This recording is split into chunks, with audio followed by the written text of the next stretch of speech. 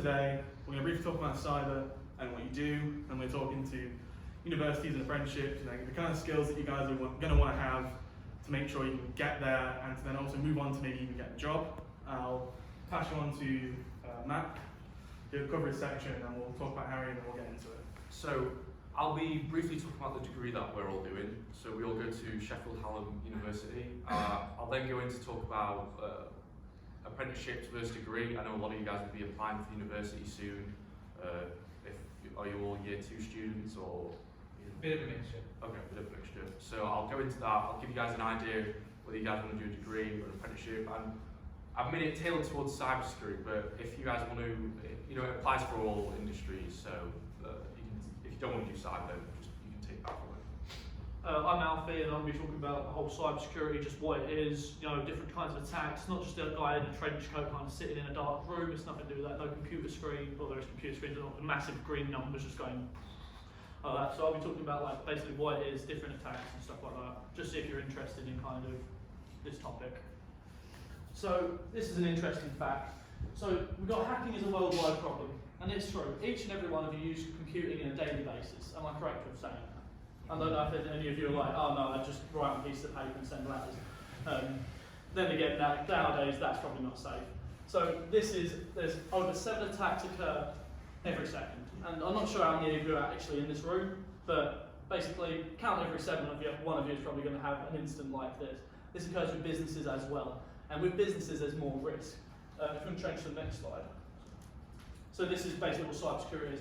Use of practices, processes, and technologies to protect. So what you do in our degree is basically you just learn how to actually do this, how to practice it, how to process it, and how to actually protect this technology that we use on a daily basis.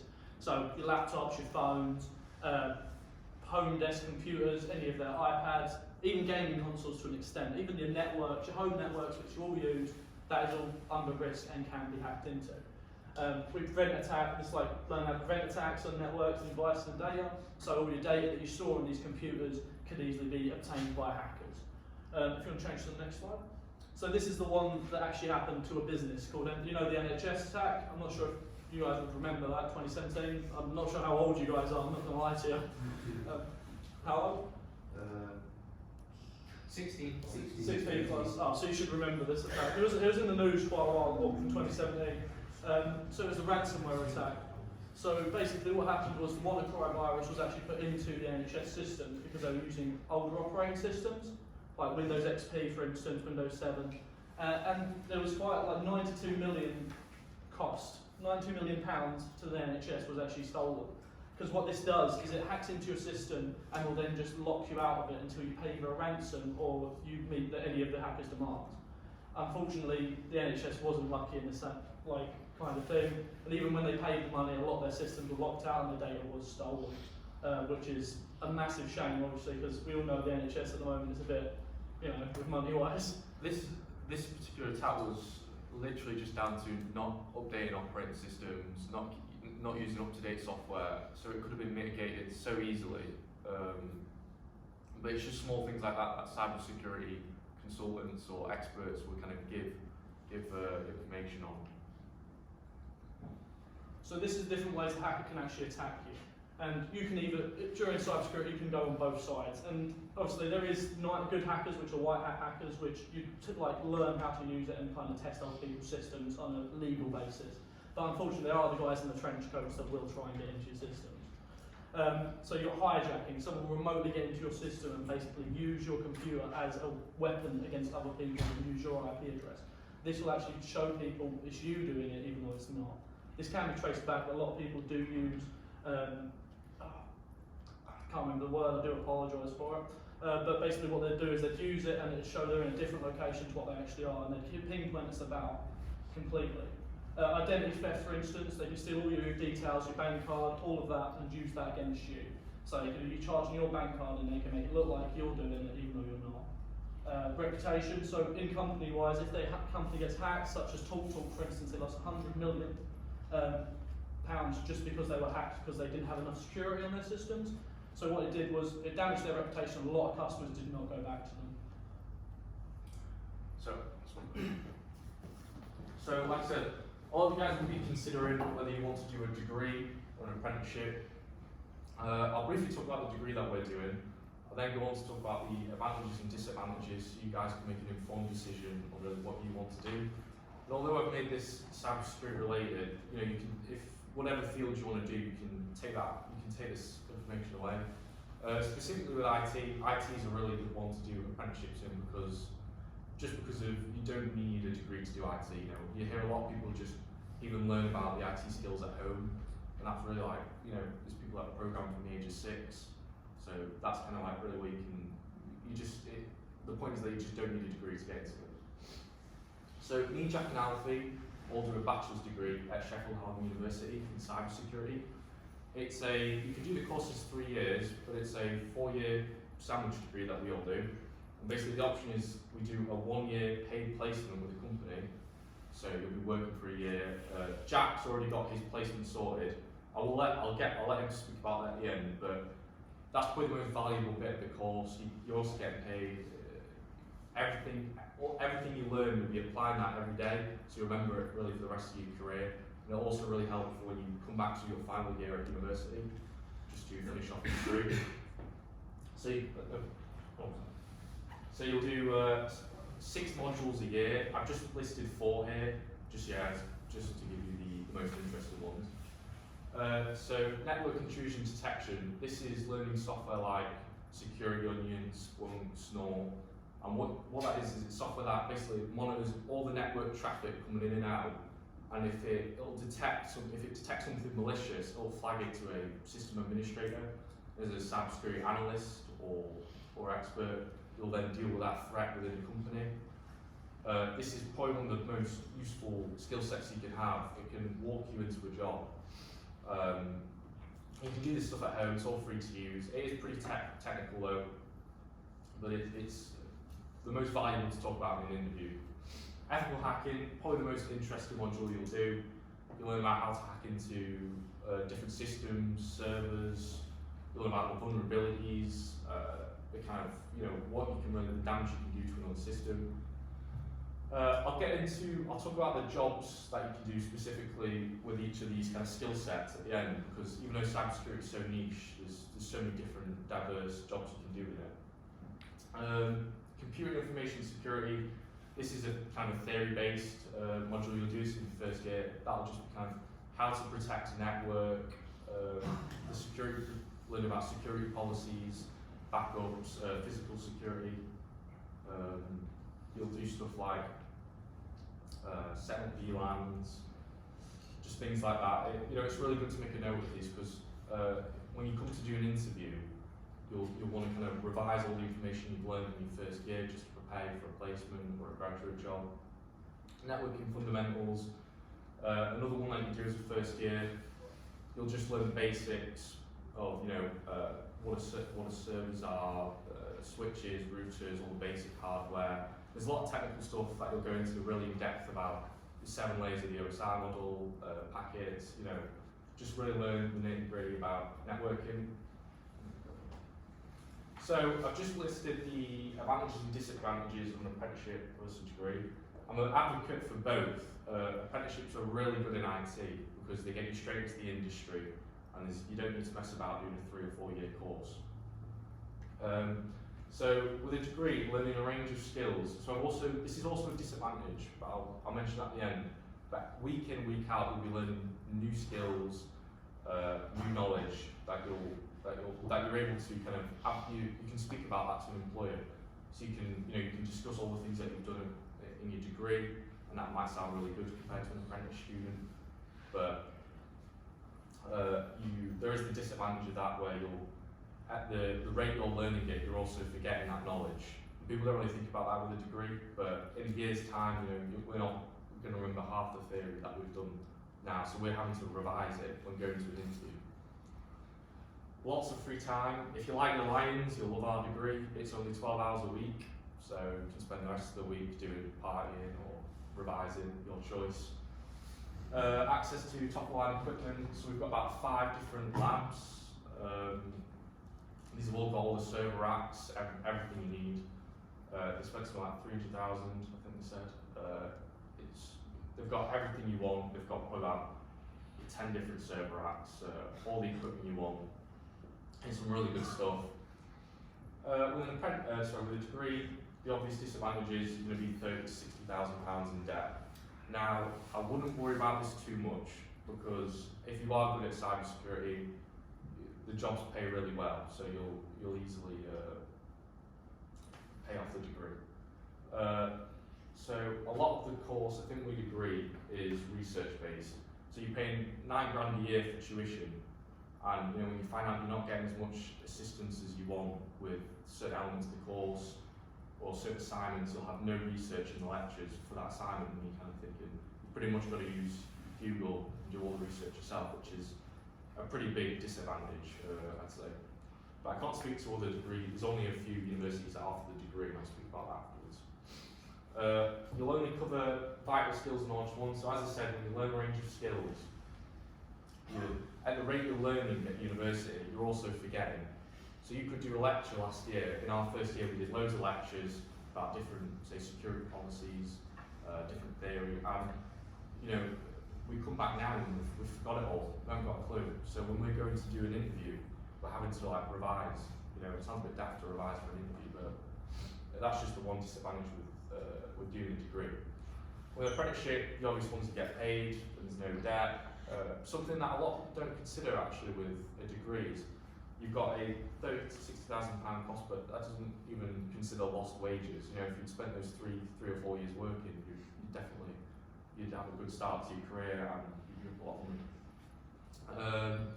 You'll gain the most valuable experience with an apprenticeship. So if you've got a cybersecurity apprenticeship, they're going to teach you everything you need to know and no more. There's a lot of time wasted on with a degree. They'll teach you a lot of access stuff that you just don't need, which is generally a bit of a waste of time. But with an apprenticeship, everything you learn, you'll be going back to work the next day and applying that skill set, applying that knowledge.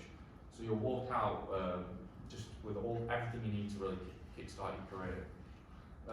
So if you are looking for an apprenticeship, and not just a cybersecurity one, but generally you want to be careful with the company that you apply for, because as an apprentice you want a company that will take you on and do more work.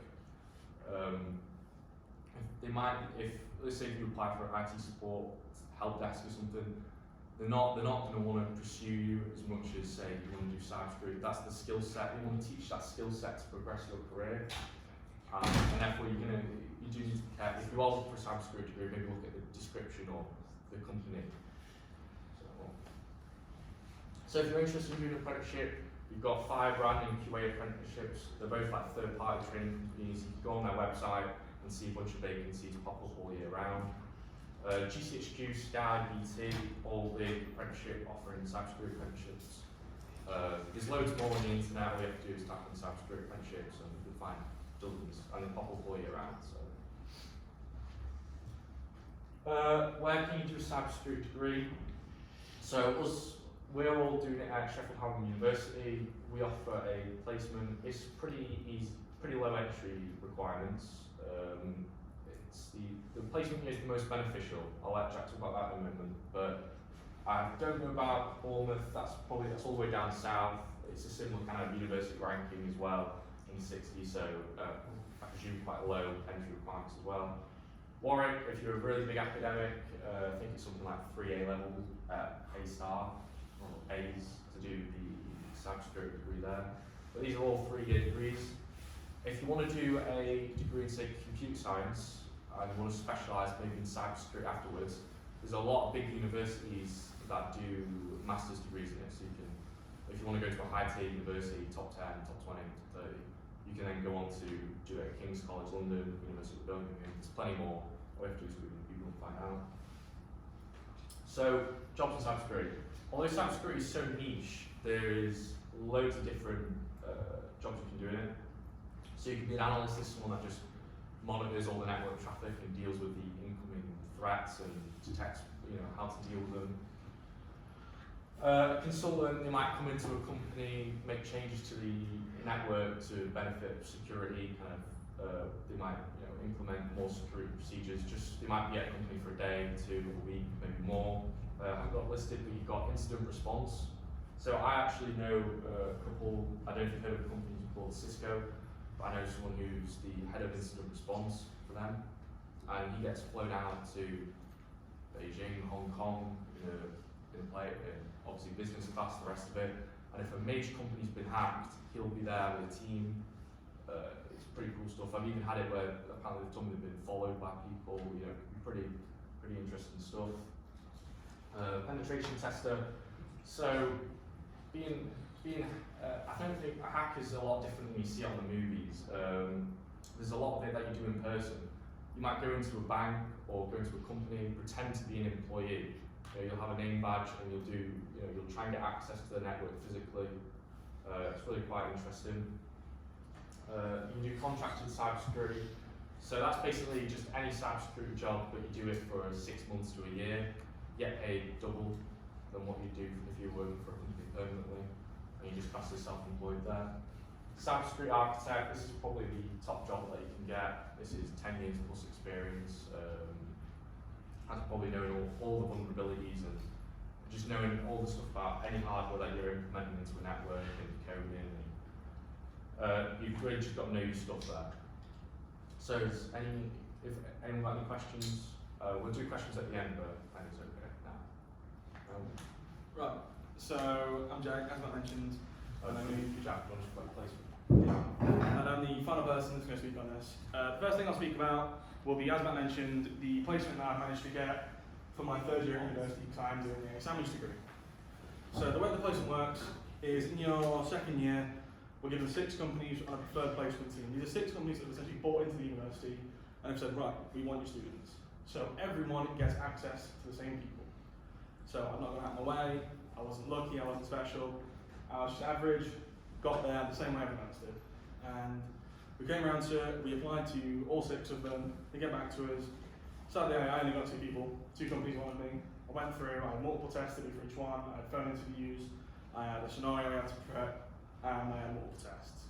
In the end, I ended up getting through, and a company down in London called Exponentially took me on, so I will then start for them next year.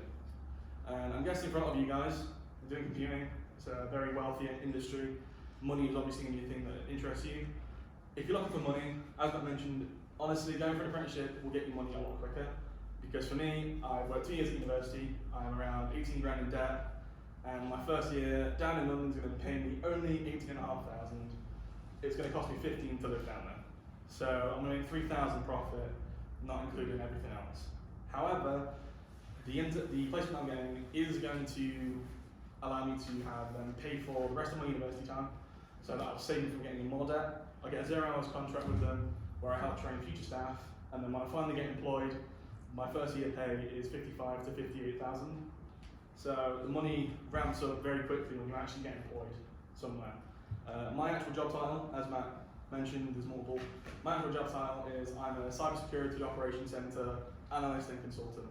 So I look at data that comes in and out of our network and our partner networks, and I can go into other companies and say, this is broken, this is how to fix it. My section is going to be the skills that I had to get my internship and the skills that I wish I had to help me get more. So, as I said, I'll be speaking about the skills that will apply to university apprenticeships, Matt has covered, and jobs. So I understand some of you guys are going to want money earlier, you're not going to want it at university, you're not going to want an apprenticeship. You might go straight into a job, and then I'm also applying these to those of you who are going to do a sandwich degree like I have, going for that job in your third year. So, I have put universities and apprenticeships together because the skills that you're going to need are very similar to both of them. The only major difference between the two is, on average, apprenticeships are normally a lot more competitive. So if anything, these skills are going to apply more if you're going for an apprenticeship, because on a university course, you can be 100 to 200 people. An apprenticeship, you're looking at 5 to 10. So the number is way lower. You're going to need to stand out. So the first thing I'll put on here, just to cover it, is the basics. I'm not going to go into detail. The basics is what you've been told your entire life through education. Get the best grades you can, get the highest attendance you can, do the best you can, all this and that. It doesn't matter. Or it does matter, sorry. It doesn't matter that that's the only thing you've got. So for me, I didn't come from a special school. I went to a normal public school. I came here, it's not the best. I've gone to Sheffield Hallam, it's not the best. However, I got average GCSEs, I got an alright mark here, and I thought, right, that's it, I'm going to try university. I came through, I got 81% in my first year, it's a first, it's one of the highest in the year. I thought, that's it. Every company's going to want me. I was wrong. I had two. 2 companies out of 6 that I applied for got back to me, the other 4 just said no. So you can't rely on just grades. You're going to need them to progress, and they definitely make you stand out, but they're not everything. That's when you've got to start looking into these extra things. So the first thing I've mentioned, this is, like I said, mainly software oriented. However, this does apply for hardware students as well. So Immersive Labs is a website that gives you hundreds of challenges. We're talking about hardware challenges, cryptography challenges, hacking challenges, using command line, using different operating systems. It's fun to play around with. You can break it and restart it if you can't fix it. You can play around, it's free, and it was incredible because it works up to a level 4 in terms of grade.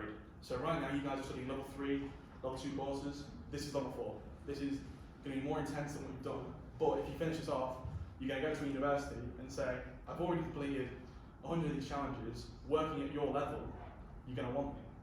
This means that, let's say you're not one of these students who can go to Warwick, like Matt mentioned, with AAA, that's mad.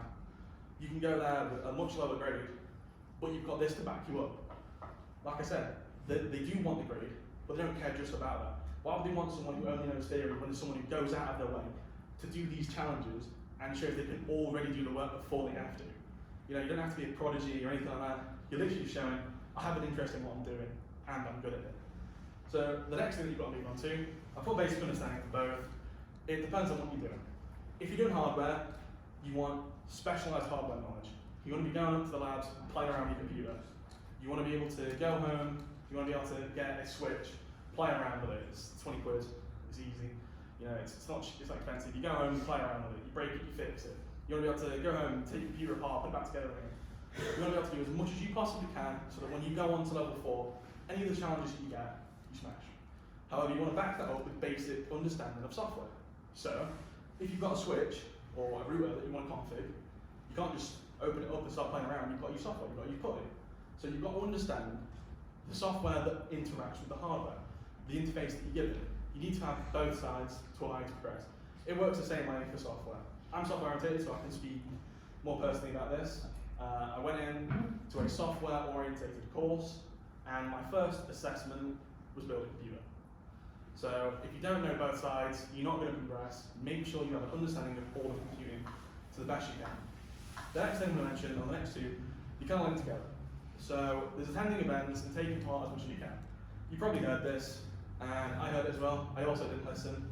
So it's down to you guys to do it, and I really recommend it. When Wayne or Scott, John or Aaron comes over to you and say, right, there's a programming competition right now, there's a graphics design competition right now, or we're holding a tech day.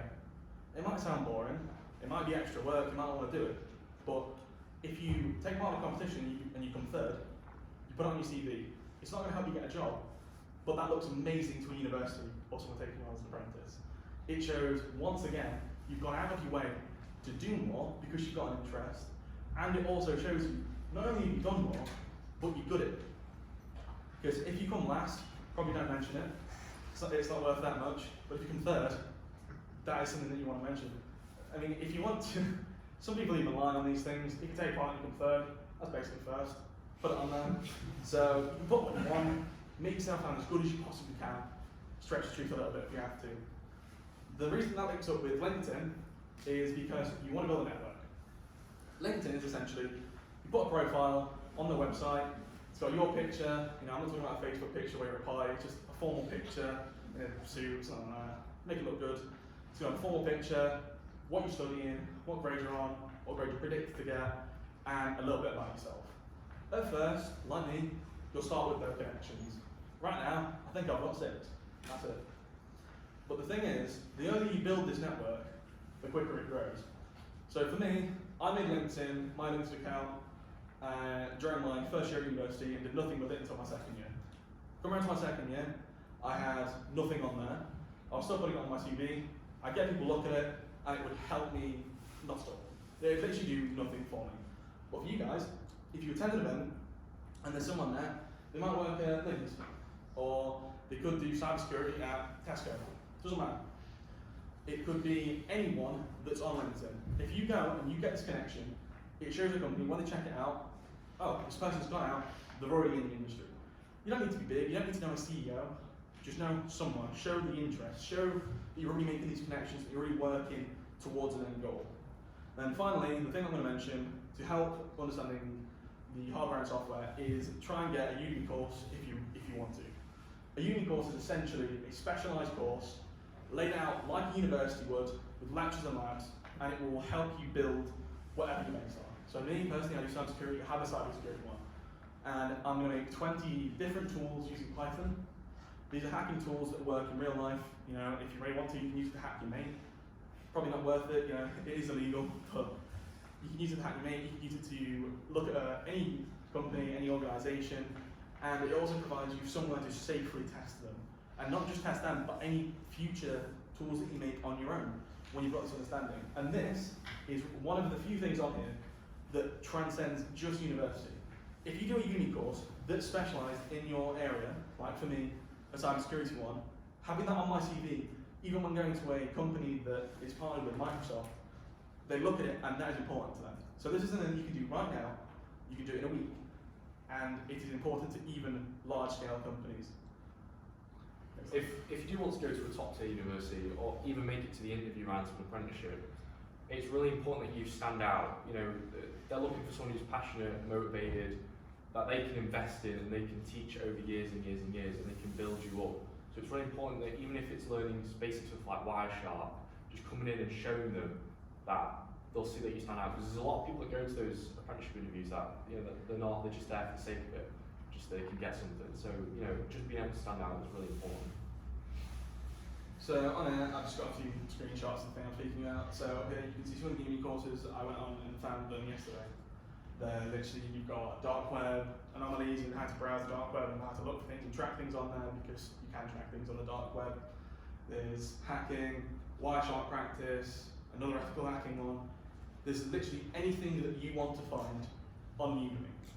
The next thing is, I've also showed immersive labs and the way it's laid out. It'll give you a question on command line, you answer it on command line, you find the information on command line.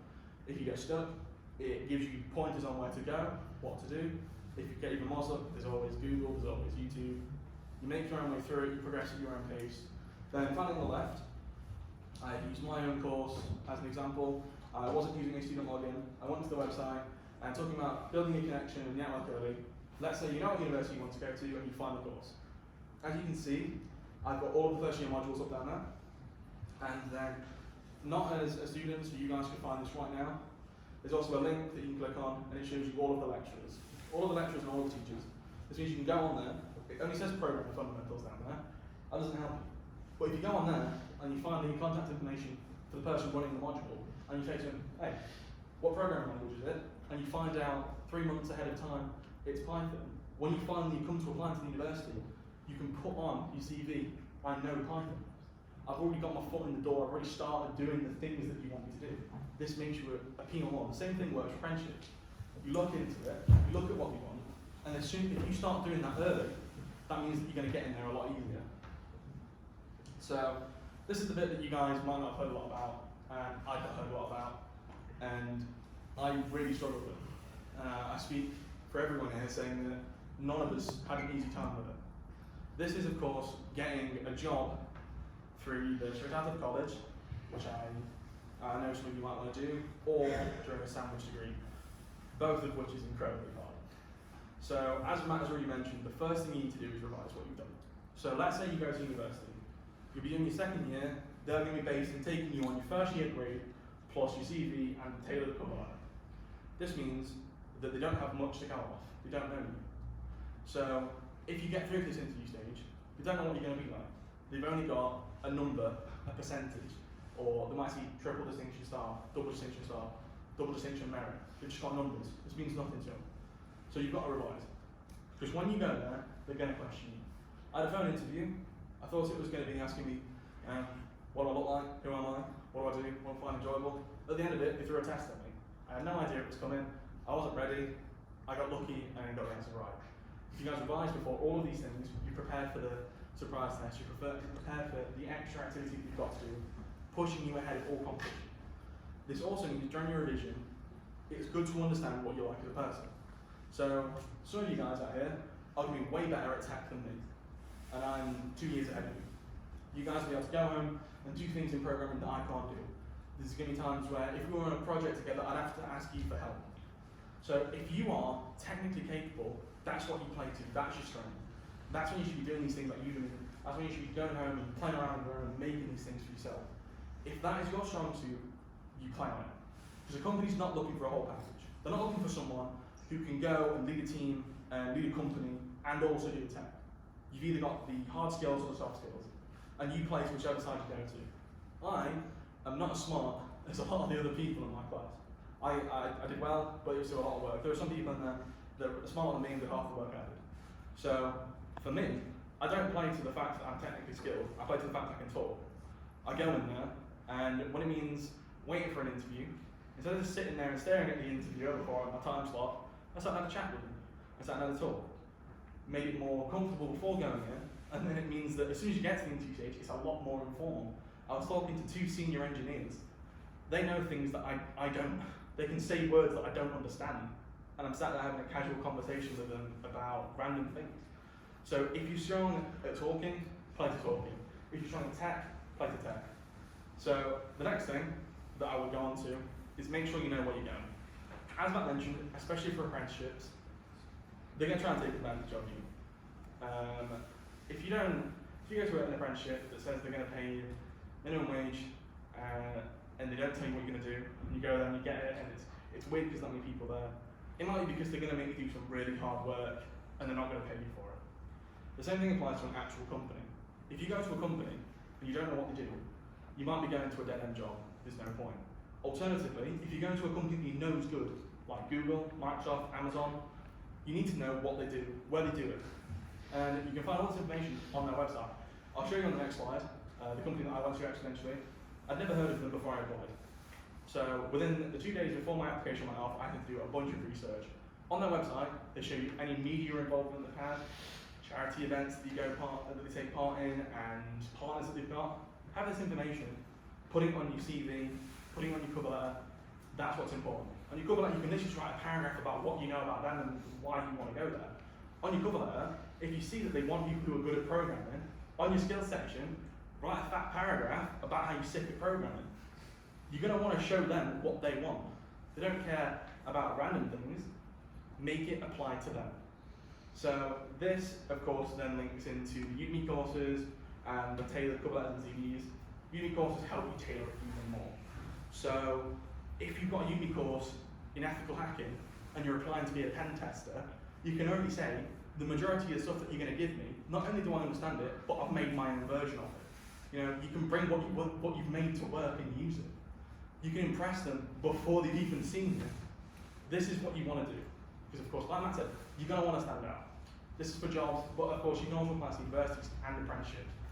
If you're walking through the door and you've got a B, but you've made 20 tools that you can already hack with and you already understand everything you're going to do, why would they turn you down for someone who's got an A star? They wouldn't. That is the simple answer. So the next thing that I come on to, that I recommend to mainly the software side, because I couldn't find the alternative for hardware, is a website called HackerRank. HackerRank has a massive variety of programming languages on there.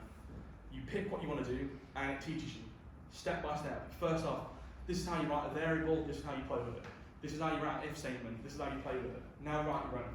So you are taught at a really easy pace, and there's an incredible amount of support that you can use at any given point. So essentially, you're going to go in there, and you can learn a completely new programming language within a week if you put effort in. I don't know what you learn here now. When I was here, I only learned ActionScript, and a bit of Visual Basic. At university, I knew Python. It didn't help me at all. But on HackerRank, you can go on there, you can pick Python up, and you can walk in and you can smash your first year easily. So using the things that you've got out there, you can already put your foot in the door and start moving on. The next thing is you're going to want to practice interviews and assessment centres. I know every university has a placement team. Every university, you can go to their placement team and say, I need to practice. and they understand, because who's going to be good at an interview if you've never done one? So what they'll do is they will get companies in. Companies always come into universities, and they'll set up an interview or an assessment centre. An assessment centre, I don't know if you guys have heard of them or done them. It's essentially you put in a group of random people and you give them a challenge. The challenge, it's always stupid, is the best way to put it, and it's normally not relevant to what you're doing. The challenge could be you've got a budget, there's 6 people who need it, who needs it more? Or you're stranded on an island, what do you take with you? Stupid things like this. It's just to show off how you talk and how you work as a team. This is where I said, if you're good at speaking, this is where you shine. This is where you put yourself on the board. And you can only get to that point if you practice. And I don't even know if Westlock might offer practice interviews. Yeah. There you go. You can do them now. You can do practice interviews before you even go into university. That's something that I never did, and will definitely help me. That especially apply to those of you who want to do an apprenticeship. Because some apprenticeships need you to do that face-to-face interview. Matt did one. I don't know how it was like. Do you know? I did an apprenticeship interview a couple of years ago. It was competing against about 5 other people. And I get the warning here about learning more because I didn't do that at the time. And you kind of, when you compete against those 5 people, it's basically just off soft skills. They kind of put you through some tests against each other. And they paired me up, but really it was a comparison of soft skills, and there was no real way you could get out about something like your tech skills. So I'd say I think you just have to approach it like Jack said, play to your strengths, and working in teams is a really big one. I think a lot of companies put you in a team-based exercise and see how you compete. So. And the final thing that I've got to mention is, once again, the second point that will go through into your job is LinkedIn. I mentioned I've got 6 connections right now. 4 of them are mates at university that don't help me at all. The other 2, one of them is a business partner at Exponentially, and the other one is a recruitment manager. This means that when people look at my profile, you see that I've got connections with people high up in a multi-million company. This means that they know I'm in the industry. So if I apply for a new job and they look, they see where I've been and they've seen what I've learned. So if you take me to the next slide. This is a screenshot of what I was mentioning before. So as you can see here, this is HackerRank. This is how we lay it out. You've got an area to play around with it. You don't need to buy the software. You test it on here, and it gives you instructions on the left-hand side. Down here at the bottom, this is Exponentially, the company that I mentioned. And this was when I was looking for the partners. As you can see, Exponentially, I had no idea who they were. I didn't think they did anything. Turns out they don't work residentially, so they don't provide things for people like us. They only provide things for companies. So if you have a look down here, there's things that you'll know: Amazon Web Server, Microsoft. There's other things that, of course, Scott will know is a bit more technically in depth, like VMware. They're partnered up with them. They do all of their security. They do all of their security, and they also maintain it. So this company that I've never heard of before is working for Microsoft, and I only found out about that by going on their website. This information is free and pushes you forward. I spoke about this in my interview, how I've done research on them. I found out what software they use by talking to someone that I'd met on LinkedIn. I found out that they use Alien Vault, and I found out that they've made their own version of Alien Vault. This sparked a conversation, which once again leads back to the outset, which let me find the fact that I've got a good ability to talk to people. So when you get all this information, it makes getting in so easy. I say so easy, only 2 companies got back to me. But if you guys follow this, you're going to get all 6, you're going to get 10, you're going to get 20. You'll be able to pick where you want to go. And over on the left, I've got a screenshot of how you can find what they want. That is a apprenticeship for national security. It says what you're going to be doing and what they want. It literally tells you what to work on before you go there. It tells you what you need to do to make yourself the best version of yourself before you go in. Final slide. So that's it. That's our entire presentation. Thank you very much for listening. Any questions you can ask now in front of everyone. If you don't want to, we are going to be here until you've all gone. You can ask us one-to-one, you can ask us personally. And everything that we've mentioned on here, I've mentioned a lot of websites, a lot of things to do. I don't expect to take it all in. So I'm going to give this presentation to your tutors. It's got a link to everything I've mentioned on here. If you want to try Immersive Labs, if you want to try HackerRank, there's links on here, guides how to get started. Thank you very much. Thank you for your time. That's everything.